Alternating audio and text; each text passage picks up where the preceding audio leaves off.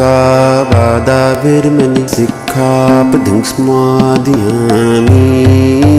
Musawadavir Sikkhapadang Smadhiyami. Dhammapala कटाड़े Buldhana Jalgaon Maharashtra से एक video भेजते हैं। वो कहते हैं कि सर आप इस वीडियो को देखिए, ये पूरे महाराष्ट्र में वायरल हो रहा है। इस वीडियो में बच्चों के स्कूल के फीस का जो स्ट्रक्चर है, जो फीस की राशि है, जो पैसा है, उसमें अंतर को लेके वो लोग संविधान को खराब बताने का काम कर रहे हैं और ये पूरे महाराष्ट्र में वायरल है। आप इसके जवाब में एक वीडियो बना दें। मैं थोड़ा लेट वीडियो बना रहा हूं, उसके लिए मैं आपसे सॉरी बोलता हूं, क्योंकि मैं थोड़ा बिजी हो गया, एक मेरी हेल्थ का इशू आ गया था। पहले आप ये वीडियो देखें।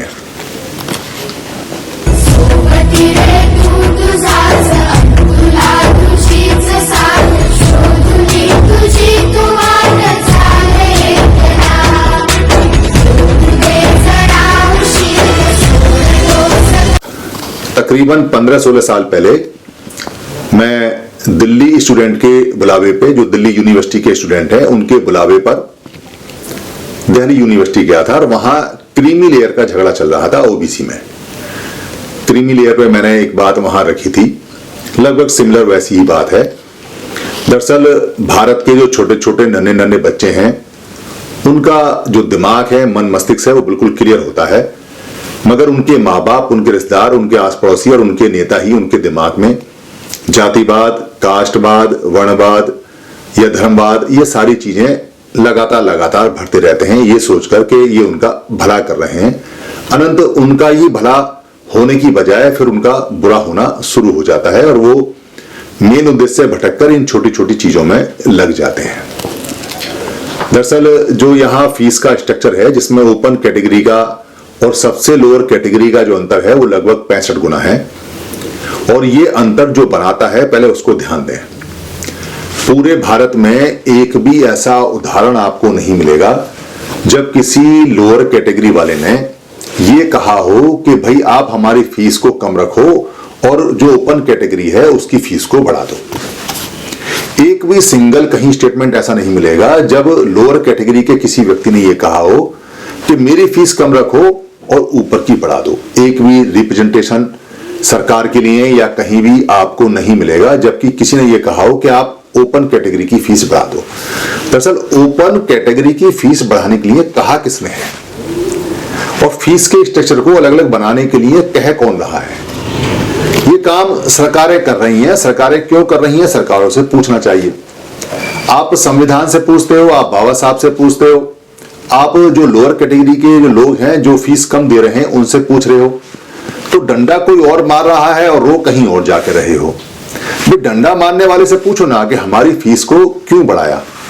क्योंकि जो लोअर कैटेगरी वाले लोग हैं वो ये कहते हैं कि भारत के हर बच्चे को पढ़ना चाहिए, भारत के हर नागरिक को पढ़ना चाहिए, चाहे वो गरीब है, चाहे अमीर है, चाहे किसी भी कैटेगरी में सरकार ने उसको डाला हो।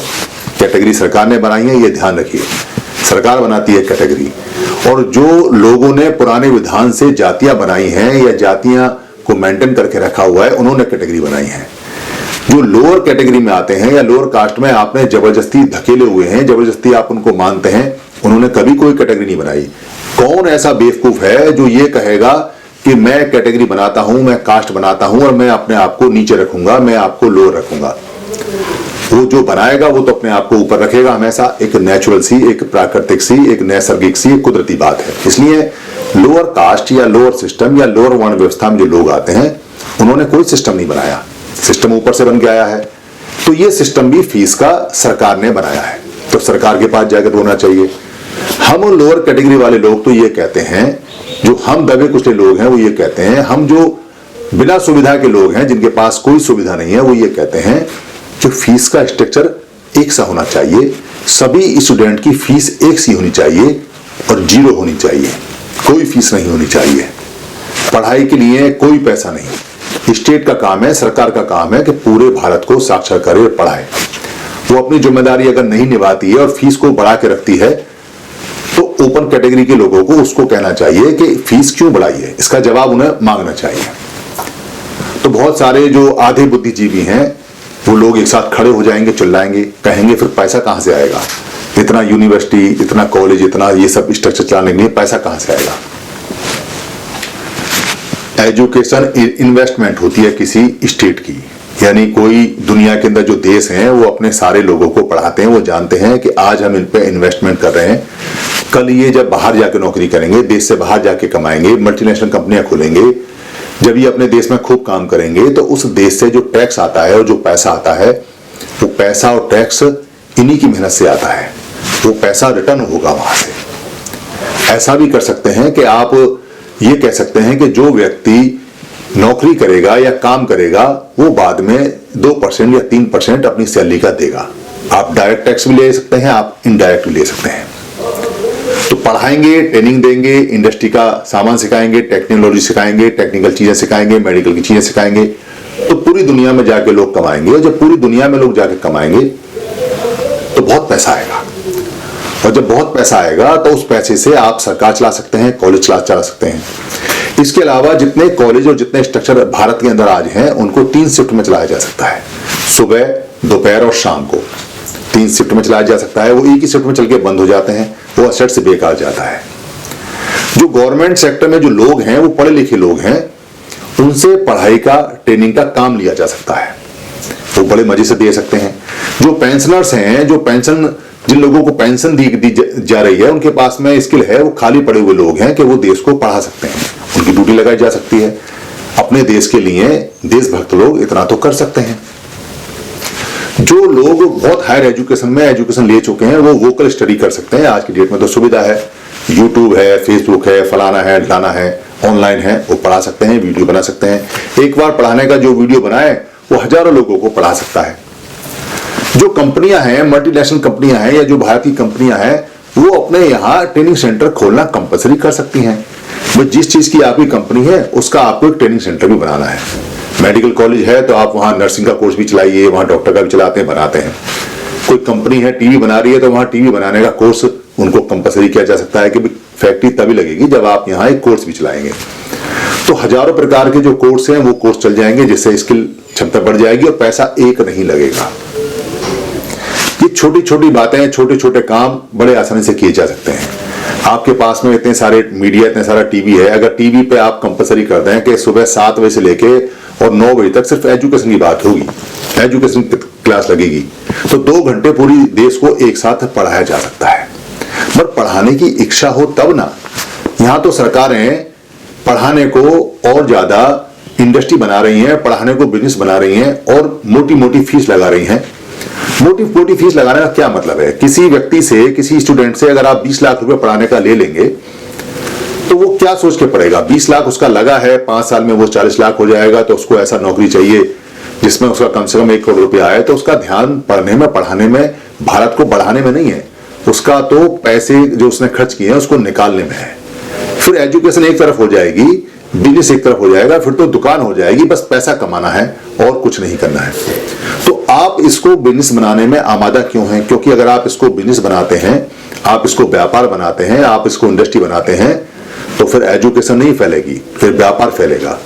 और जब व्यापार फैलेगा तो आप अमेरिका से टक्कर नहीं ले सकते, चीन से टक्कर नहीं ले सकते, फिर तो पाकिस्तान से टक्कर लेंगे, फिर तो पाकिस्तान से तुलना करेंगे भारत की, और पाकिस्तानी रहेगा, फिर कुछ और नहीं रहेगा।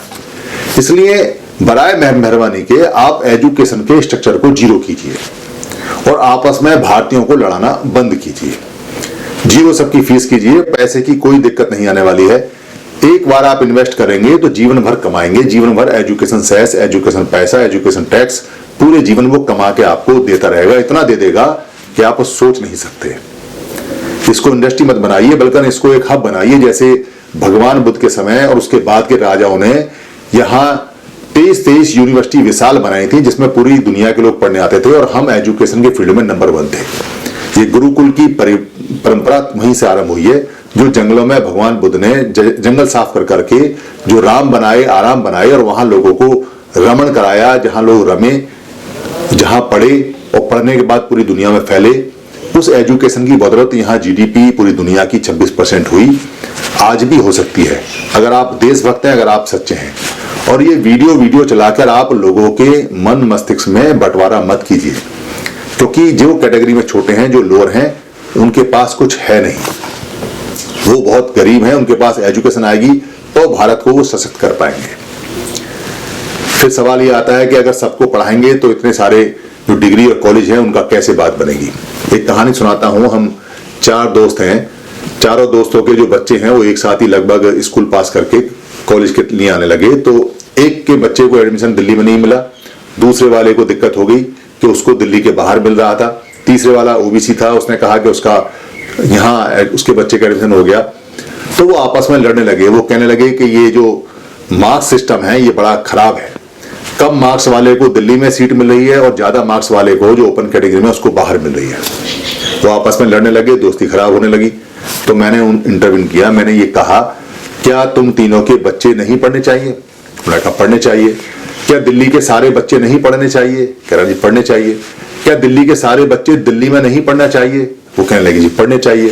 क्या दिल्ली में जो झुग्गी झोंपड़ियों में जो अमीर गरीब लोग हैं, जो काम करने वाले हैं, जो रिक्शा चलाने वाले हैं, या जो गाड़ी साफ करने वाले हैं, या जो कूड़ा उठाने वाले हैं, क्या उनके बच्चे नहीं पढ़ना चाहिए? उन्होंने कहा जी पढ़ना चाहिए। तो भाई पढ़ा कौन नहीं रहा है? कौन नहीं पढ़ा रहा है? दरअसल वो देखो कि आप आपस में लड़ने की बजाय उससे बात करो ना कि जो इनके लिए कॉलेज नहीं खोल रहा है, जो इनके लिए स्कूल नहीं खोल रहा है, जो इनके लिए सुविधा नहीं दे रहा है, वो काम किसका है? वो काम सरकारों का है। तो सरकार जब कॉलेज ही नहीं खोलेगी, सरकार जब स्कूल ही नहीं खोलेगी, तो भारत पढ़ेगा कैसे? यहां तो कम से कम 20,000 यूनिवर्सिटी चाहिए। 20,000 यूनिवर्सिटी अलग अलग चीजों की, एग्रीकल्चर की चाहिए, इंडस्ट्री की चाहिए, लैंग्वेज की चाहिए, साइंस की चाहिए, टेक्नोलॉजी की चाहिए, मेडिकल साइंस की चाहिए, ह्यूमैनिटी की चाहिए, साइकोलॉजी की चाहिए, ज्योग्राफी की चाहिए। कितनी यूनिवर्सिटियां हैं, कितने सारे सब्जेक्ट हैं। 20,000 यूनिवर्सिटियां भी कम पड़ जाएंगी और उनके लिए यहाँ स्टूडेंट हैं। वो 20,000 यूनिवर्सिटियां अगर यहाँ खुलेंगी तो पूरी दुनिया के स्टूडेंट यहाँ आएंगे। वो आपको डॉलर देंगे, आपको पाउंड देंगे, आपको यूरो देंगे, इकोनॉमी बढ़ेगी आपकी। वो यहाँ आएंगे तो कुछ खर्चा करेंगे। अभी हो क्या रहा है कि हमारे यहाँ कॉलेजों की कमी होने की वजह से कम एक स्टूडेंट कम से कम 20 लाख रुपए पर एनम, यानी पर साल, हर साल के हिसाब से वो विदेशों में दे रहा है। कम से कम 20 लाख, कोई 30 लाख भी है, कोई 40 लाख भी है। और अभी कोरोना के काल में तो घर में ऑनलाइन पढ़ रहा है और 20 लाख की फीस दे रहा है। ये जो लाखों में और करोड़ों में जो रुपया बाहर जा रहा है, इसको रोकने का कितना अच्छा तरीका है। हमारे यहाँ जमीन है, हमारे यहाँ मिट्टी है, हमारे यहाँ ईंट है, हमारे यहाँ सीमेंट है, हमारे यहाँ पढ़ाने वाले टीचर हैं, धक्के खा रहे हैं। हमारे यहाँ पुराना एक रिकॉर्ड है जब यूनिवर्सिटी हमारी बुद्ध के समय जो बुद्धिस्ट राजा थे उन्होंने बनाई है। कितना ग्लोरीफाई इंडिया है, कितना आभा वाला भारत है, कितना भारत ऐसा है जो आभा ही आभा भरी पड़ी है। कैसा महाभारत हमारा है, इसका इस्तेमाल ही नहीं कर पा रहे हैं। इसका इस्तेमाल अगर ढंग से करेंगे, या इस्तेमाल ऐसे लोग जो इसका इस्तेमाल कर सकते हैं, जानकार हैं, तो फिर यूएस हमसे बहुत जल्दी पढ़ने के लिए हमारे पास आ जाएगा। ऐसी संभावना जो पहले थी वो अब और ज्यादा प्रबल है, क्योंकि भारत बुद्धिजीवी और बुद्धि के मामले में अव्वल रहा है। बुद्ध इसके उदाहरण हैं जो जगत गुरु हैं। धन्यवाद। टीम 22 पर सभी वीडियो बुक कॉपीराइट फ्री हैं। आप अपने पोर्टल पर, अपने यूट्यूब पर, अपने फेसबुक पर, या किसी भी जो भी ऐप है उस पर आप यहां से डाउनलोड कर टीम 22 से या फेसबुक से या मेरे पेज से कहीं से भी कोई भी वीडियो ले सकते हैं, उसको डाउनलोड कर सकते हैं। उसमें अपने नाम का कुछ भी ऐड कर सकते हैं या अपनी कमेंट्री कर सकते हैं। उस वीडियो का कोई भी पार्ट आप ले सकते हैं, उसका प्रिंट मटेरियल भी बना सकते हैं, उसको किसी भी भाषा में आप बदल सकते हैं, उसका ऑडियो चेंज कर सकते हैं, उसका वीडियो ले सकते हैं। आप जैसे भी चाहें टीम 22 की किसी भी वीडियो का या सारी वीडियो का इस्तेमाल कर सकते हैं। ये हमेशा कॉपीराइट फ्री थी और हमेशा कॉपीराइट फ्री रहेंगी। हमारा सिर्फ इतना काम होता है कि महापुरुषों की जो बातें हैं उन बातों को हम सरल भाषा में, आम भाषा में आप तक पहुंचा देते हैं। अब आगे आपका काम है कि आप अपनी भाषा में बदल के या ऐसा का ऐसा शेयर करके या इसको आगे भेजकर या इसका लिंक भेजकर या इसमें से कोई भाषा बदलकर या इसको प्रिंट कर या इसको लोड कर या डाउनलोड कर या इसको टीवी में बच्चों को दिखाकर या किसी को गिफ्ट कर जैसे भी चाहें वैसे इसको आगे पहुंचाएं। धम्म की सेवा सबसे बड़ी सेवा है, क्योंकि धम्म दान, धम्म को देना सभी देने में, यानी जितना भी हम किसी को देते हैं, दान देते हैं, उनमें सबसे बड़ा माना जाता है। अगर आपको लगता है किसी वीडियो में कोई परेशानी है तो आप हमें लिख के भेज दीजिए, हम दूसरा वीडियो बनाकर आपको भेज देंगे। आप धम्म की सेवा में सहायक बने, धम्म आपको खूब लाभ देगा, धम्म आपको लाभ देगा, आप धम्म को लाभ देंगे, ये दोनों इंटरचेंज है। यही धम्म की प्राकृतिक नियम है। धन्यवाद। शरणं गच्छामि